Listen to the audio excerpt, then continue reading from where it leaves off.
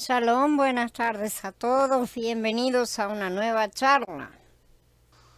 Hoy vamos a empezar a hablar de la constitución del reino, es decir, vamos a estar viendo los mismos temas, pero desde el ángulo de Matías, que es un poco más amplio que el ángulo de Lucas. Cada nación tiene una constitución. Indudablemente la Besorá de Yahshua, que habla sobre el reino de los cielos, también tiene que tener una constitución. Y eso es lo que vamos a estudiar ahora. Esta constitución aparece en los capítulos 5, 6 y 7 de Matías. Muchas de las cosas se repiten con lo que ya he estudiado en Lucas, pero Matías amplía y su enfoque es diferente. El reino de los cielos es uno de los asuntos más difíciles de entender para los creyentes porque no corresponde a ningún concepto natural ni religioso. Veremos que se refiere a algo muy específico. Para entender el reino de los cielos, todos debemos desprendernos de los conceptos tradicionales que recibimos cuando estábamos en el cristianismo. Ninguna de esas enseñanzas anteriores que trataban del reino de los cielos concuerda con la palabra pura. Aquí vemos una revelación del vivir espiritual y los principios celestiales del reino de los cielos. Hay una sola naturaleza, pero los principios son muchos. El lugar y el auditorio. Al ver la multitud subió al monte y cuando se sentó se le acercaron los discípulos. Dice Matías 5:1. Cuando el nuevo rey se había sentado en el monte, sus discípulos y no las multitudes se le acercaron para hacer su auditorio. Ellos también subieron al monte con Yahshua. Todo el tiempo andaban con él, cerca de él, y no perdían palabra. Así sucede con los que son llamados a ser vencedores de la primera línea. Como dice en Hit Galut, estos son los que siguen al Cordero por donde quiera que vaya. Estos fueron redimidos de entre los hombres, primicia para Elohim y para el Cordero. Con el tiempo, no solo los judíos creyentes llegaron a ser sus discípulos, sino también las naciones que habían sido hechas discípulos para cumplir la promesa hecha a Abraham de ser bendición a las naciones. Son muchos los que serán vencedores de esta primera línea, pero no tantos como los que la mayoría de la gente cree. Por lo tanto, las palabras del nuevo rey halladas en los capítulos 5, 6 y 7, las cuales él habló en el monte con respecto a la constitución del reino de los cielos, fueron escuchadas por yahuditas de los fines de la era de Pesaj, pero estaban dirigidas a los que se convertirían en creyentes del Berij Hadashah.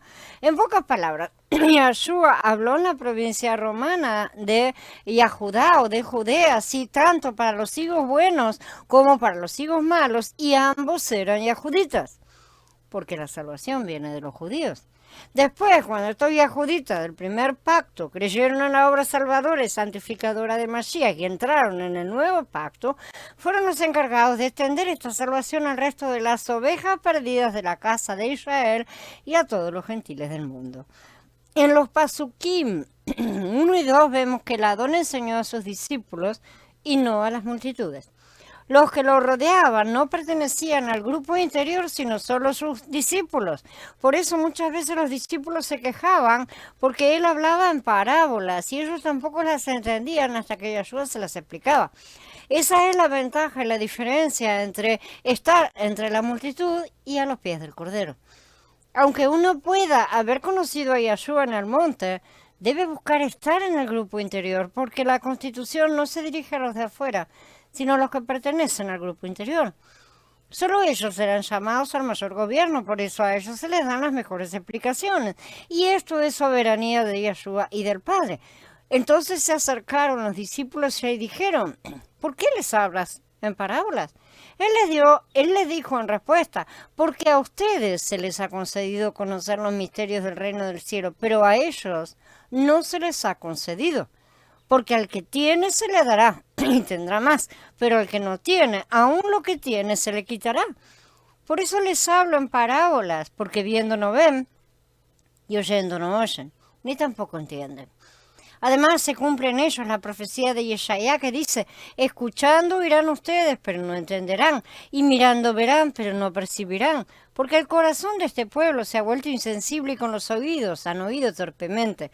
Han cerrado sus ojos para no ver con los ojos, ni oír con los oídos, ni entender con el corazón, ni convertirse para que yo los sane. Pero felices sus ojos porque ven y sus oídos porque oyen. Pues en verdad les digo que muchos profetas y justos desearon ver lo que ustedes ven y no lo vieron, y oír lo que ustedes oyen y no lo oyeron. Durante toda la historia ha habido una gran controversia en cuanto a las personas a quienes fue dirigida la Constitución, sea a los judíos, a los gentiles, a los cristianos. Por nuestros estudios hemos llegado a ver que no fue dada ni a judíos, ni a gentiles, ni a los que se autopromulgan cristianos, sino a los creyentes vencedores. No queda duda de que los discípulos eran los creyentes judíos cuando la Constitución fue promulgada. Eran judíos, ¿sí? Pero eran buenos higos, no malos. Los malos tuvieron sus oídos y ojos cerrados. Sin embargo, cuando estuvieron en el monte escuchando la promulgación de la Constitución del Reino, no representaban ya al pueblo judío porque sus dirigentes, y el pueblo los obedeció, fueron malos higos y mataron a Yeshua, rechazaron la salvación. Entonces ellos estaban representando a todos los creyentes del nuevo pacto. No separamos, como tantos hacen erróneamente, entre creyentes del Tanaj y creyentes del Brit Hadashah, porque esa separación es humana y ficticia. No hay separación alguna. Yeshua vino a unir, no a separar. Por eso hablamos de antiguo pacto y nuevo pacto. La diferencia no está en ser judío o gentil, sino en estar bajo el pacto correcto. Eso significa que estamos bajo el nuevo pacto, en el cual Yeshua se compromete a ser el cumplidor de todo lo necesario para que alcancemos nuestra salvación y santificación. Y si colaboramos, ¿no es cierto?, nuestra santificación. Porque la salvación es por gracia, por medio de la fe, para que nadie se gloríe, dice Fesín. Pero el galardón es dado para recompensar a cada uno según su obra, dice Gilgalut. El galardón es el premio de la santificación. El Adón Yeshua vino a abolir todas las paredes de separación. Esto no tiene que ver con ser griego, ni judío, circunciso, ni incircunciso, extranjero, ni ciudadano, esclavo, ni libre, sino que el Mashiach lo es todo para todos, dice Colosenses 3, y Galutia dice, ya no hay ya judita ni griego, no hay esclavo ni libre, no hay varón ni mujer, porque todos ustedes son uno en el Mashiach Yeshua. Lo que los hombres se empeñaron en hacer son los frutos de su padre Hasatán, padre de contiendas y divisiones, de pleitos y separaciones, de abismos que separan a unos de otros. Pero los frutos de Mashiach son los frutos del Ruach HaKodesh. Son para levantar la unidad, eliminar todo muro de división, encontrar a los perdidos. Son para cortar cadenas, para liberar perdones y cautivos, para consolar a los que lloran y alimentar a los que tienen hambre, para dar vista a los ciegos y hacer oír a los sordos, para volver el corazón de los padres a los hijos y el de los hijos a los padres. La compañía de Elisha, portadora de la segunda porción del ministerio de Elías, segunda porción y no doble unción, ¿sí?, cumplirá con todas las partes que Yeshua dejó para su segunda venida, porque esta vez Él vendrá en sus santos, es decir, su cuerpo. El espíritu de Adonai Yahweh está sobre mí, porque me ha ungido Yahweh, me ha enviado como heraldo de gozo a los humildes, para vendar a los heridos de corazón. El espíritu de Adonai Yahweh está sobre mí porque me ha ungido Yahweh. Me ha enviado como heraldo de gozo a los humildes, para vendar a los heridos de corazón, para proclamar libertad a los cautivos, liberación a los prisioneros, para proclamar un año del favor de Yahweh. Hasta aquí leyó el Adón en su primera venida, y el cuerpo continuará hasta completar la segunda parte, bajo la conducción de su cabeza. Y un día de retribución de nuestro Elohim para consolar a todos los que están de luto, a ordenar que a los afligidos de Sión se les dé gloria en lugar de ceniza, óleo de gozo en lugar de luto, manto de alegría en lugar del espíritu angustiado. Ellos serán llamados árboles de justicia, plantío de Yahweh para gloria suya. Reconstruirán las ruinas antiguas, levantarán las desolaciones de antaño, restaurarán las ciudades destruidas, las desolaciones de muchas generaciones. Los extraños estarán presentes y apacentarán las ovejas de ustedes. Los extranjeros serán sus labradores y sus viñadores, mientras a ustedes los llamarán sacerdotes de Yahweh y los denominarán servidores de nuestro Elohim. Comerán de las riquezas de las naciones y su gloria pasará a ustedes. Esto está en el capítulo 61 de Yeshaya. Y Malachía dice, él hará volver el corazón de los padres hacia sus hijos, el corazón de los hijos hacia los padres, no sea que yo venga y hiera la tierra con maldición. Estas serán las tareas claras el verdadero cuerpo realizará en los últimos días. Cuidado, habrá engañadores. Ya fue advertido, pero también se nos ha dado la forma de identificarlos. Por sus frutos deberán reconocerlos. Si producen frutos de la carne, sabrán que son lobos disfrazados de ovejas, por mucha palabrería pseudo-cristiana que le ven a los gritos. Y cuidado, no sea cosa que ustedes mismos sean cristianos falsos y que estén diciendo y aprobando falsos frutos. Porque ahí está la cuestión. Si hay personas que apoyan y aprueban frutos falsos, es porque ellos mismos no tienen de los verdaderos. Cuidado. Si provocan divisiones, serán parte del ejército del enemigo. Este es el mayor engaño en el que han caído y volverán a caer los creyentes desavisados. Están convencidos de que deben tolerar cualquier cosa de todos, pero Yahshua dice que solo podemos ir en pos de la verdad. Cualquier otra cosa que no sea la verdad nunca producirá los frutos del Ruach, nunca será parte del reino. Entonces no alcanzará con que muchos levanten oraciones y hasta expulsen demonios, como el propio Adón dijo. La marca que distinguirá a los vencedores del reino serán los frutos del Ruach. De hecho, aquí tenemos la verdadera marca de los elegidos. Entonces, la gloria del Elohim de Israel se elevó de encima del querubín sobre el cual había estado hacia el umbral de la casa. Llamó al hombre vestido de lino, que llevaba en la cintura el instrumento de escriba, y le dijo Yahweh, pasa por en medio de la ciudad, por en medio de Jerusalén. Pon una marca en la frente de los hombres que suspiran y gimen a causa de todas las abominaciones que se cometen en ella. Eso está en el capítulo 9 de Yehezkel.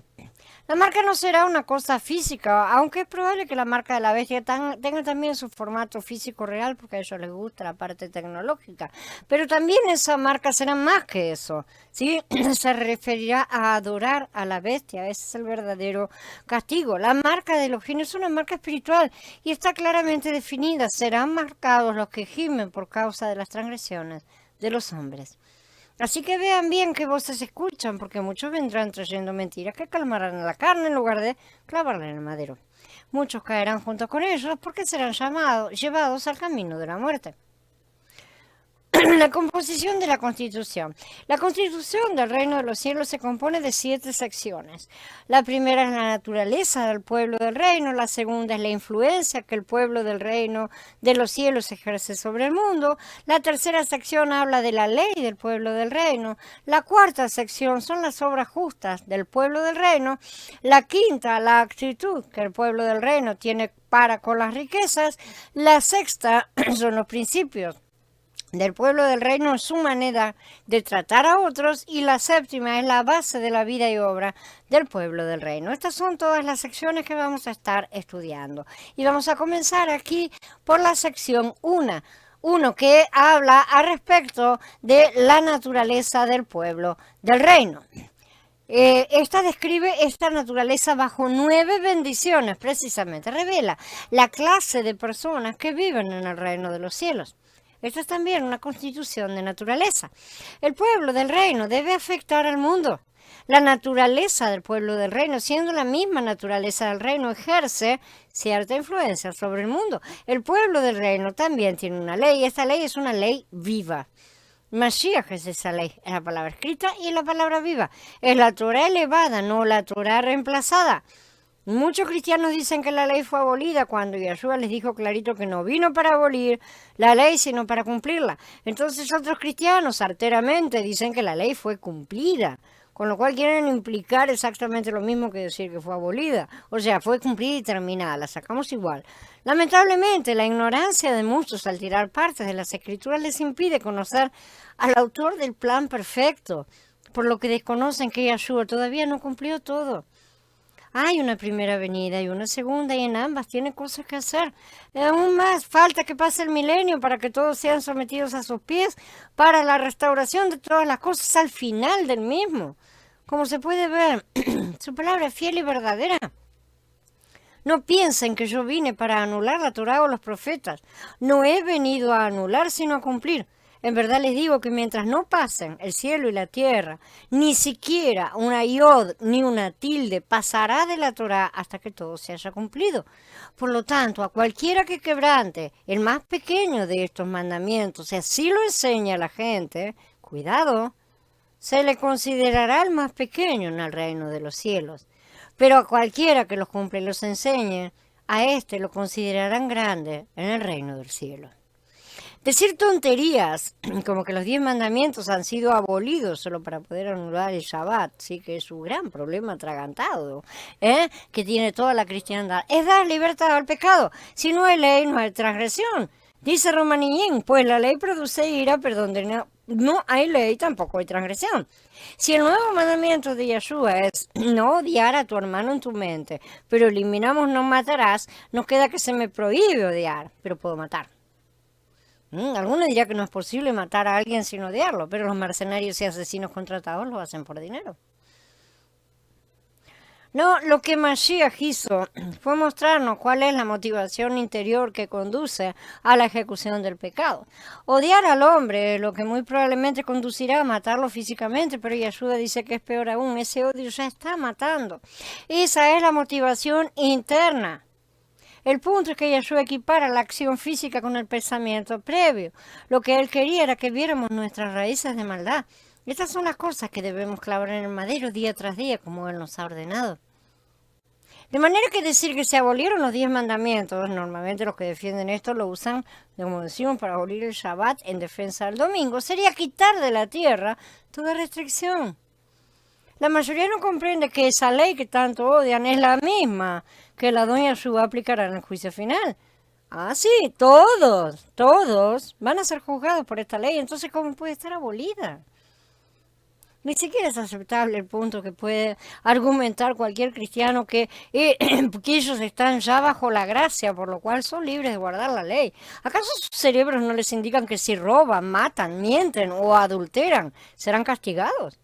Este libertinaje fue señalado por Shaul. ¿Por qué no decir hagamos lo malo para que resulte lo bueno? De eso se nos calumnia y algunos afirman que así decimos, pero merecen que los condenen. Si fueron reprendidos ayer, también lo son hoy. Shaul estaba en la era de la gracia, señores.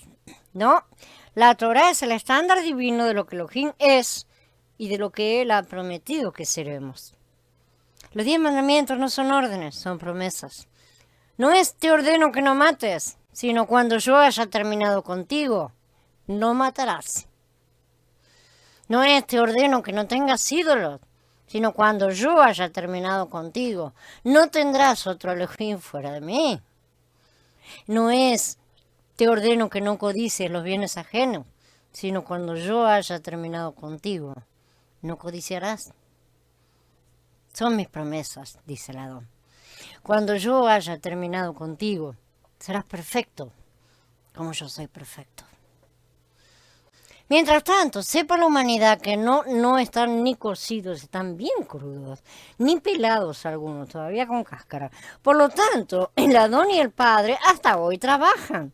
Y mientras no se haya completado todo, ni un pedacito será abolido, hasta que todo esté cumplido a cabalidad. En verdad les digo que mientras no pasen el cielo y la tierra, ni un yod ni un tilde pasarán de la Torá hasta que todo se haya cumplido. Si él dice, mientras no pasen el cielo y la tierra, ¿alguien se acuerda de cuándo es que serán cambiados el cielo y la tierra? Al final del milenio, señores. Agarren las Biblias, no muerden. La Torá es Mashiach mismo, por lo tanto jamás pasará hasta que sea grabada en nuestros corazones. Este es el pacto que haré con ellos después de aquellos días, dice Yahweh. Pondré mis leyes en sus corazones y en sus mentes las escribiré. Esto está en Ibrim. Como esto ha sido escrito en el Berija Allá, los ignorantes dicen es ley nueva. Pero el 90% del Berija Allá está compuesto de citas del Tanaj, porque precisamente demuestran la validez de las cosas que hizo Mashiach. El autor de Ibrim está citando a Yirmeyá en el capítulo 31. Pero esta será mi alianza que haré con la casa de Israel después de aquellos días, declara Yahweh. Pondré mi Torá en su interior y la escribiré en su corazón. Entonces yo seré su Elohim y ellos serán mi pueblo.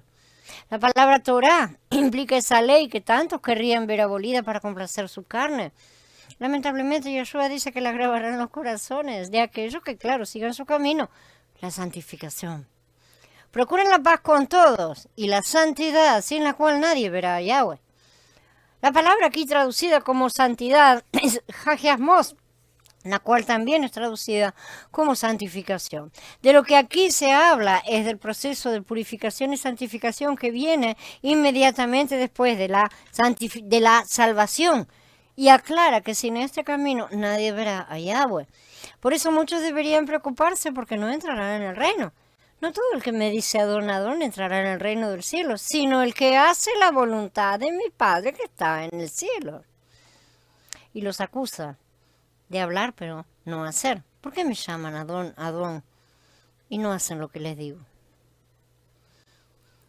Esta es la hora final en la que se levantará con firmeza el pueblo del reino, el pueblo que levanta el mensaje completo de Mashiach, que no lo diluye para complacer la carne de nadie, que llama al pan pan y al vino vino, que no tiene mentiras en su boca, sino que su palabra es sí o no, que no faltan a ninguno de los mandamientos de Yahweh, que guardan su Shabbatot, que lo llaman su delicia y por sobre todas las cosas, viven la vida del reino.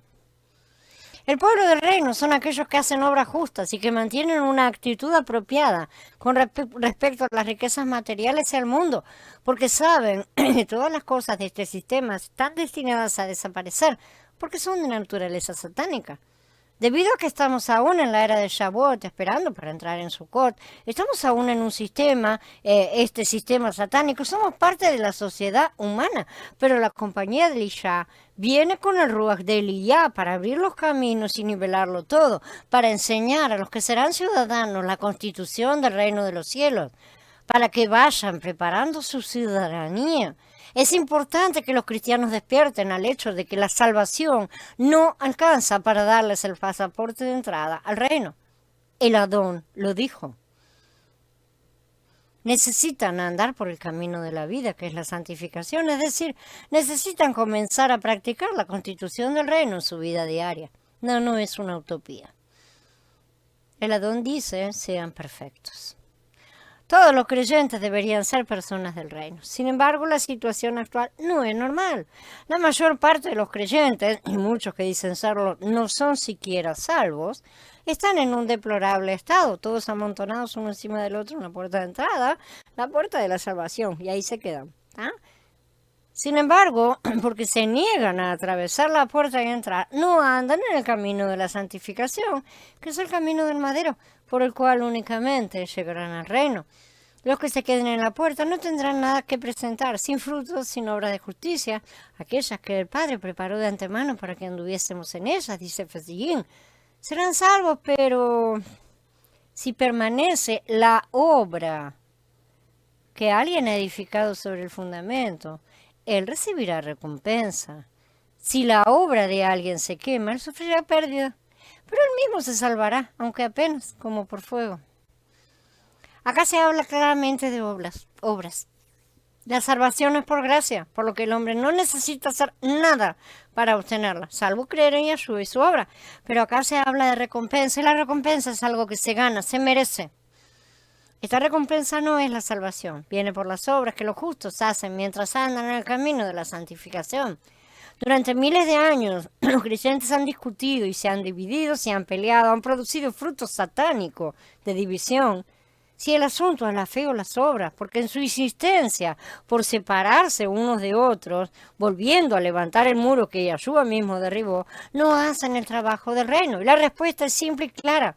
Las dos cosas son necesarias para etapas diferentes. Sin fe no hay salvación, pero sin obras no hay santificación. Y ambas cosas provienen de Elohim, no de la carne. Muchos creyentes no están al nivel elevado del pueblo del reino. Las personas del reino son los vencedores.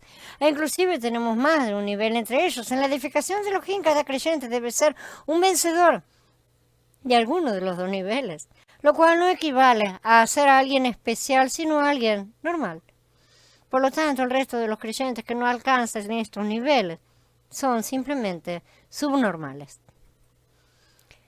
Bien, habiendo terminado la charla, damos por encerrado todo y agradecemos al Adón que nos permite reunirnos y hablar de las cosas de su reino. Benditos sean todos del Altísimo. Shalom a todos, hermanos.